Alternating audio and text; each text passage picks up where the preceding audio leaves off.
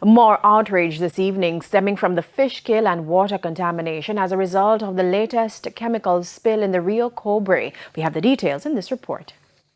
Another day of protest over the contamination of the Rio Cobre. This time, residents of Bogwalk and the surrounding communities of St. Catherine took their complaints directly to the source of their problem, the Yuatan-based bauxite facility. The people want Windalco as well as the National Environment and Planning Agency to know they have had enough of the pollution. At least one resident suggested that the plant recycles the water as previous companies have done. And I would like the government to fit in to get them to recycle this water that they push in the river to try to hurt all the kids, my kids them too. Sometimes they go and say, Daddy, come make we go catch fish. Me and them down to the river. So at the end of the day, this is a whole mash up of environment, you understand? So they can recycle it. I think so. According to the vice chairman of the St. Catherine Parish Development Committee, Kestenard Gordon, residents are initiating legal action against the National Environment and Planning Agency, NEPA, to force it to use its regulatory powers. Because it is NEPA who has brought the action based on their scientific evidence against Windalco. So, on the basis of that, NEPA has sufficiently satisfied itself as to culpability.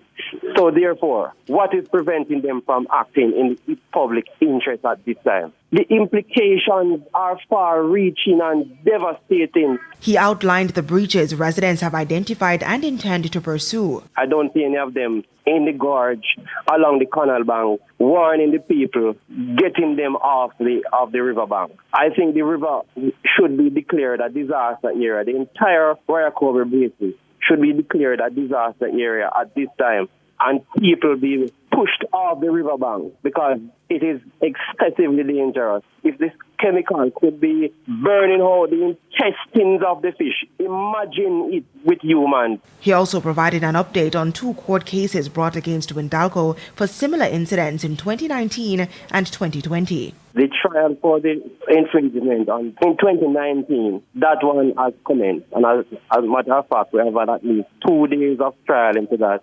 And the court has set an additional 3 days to complete that one for 2019.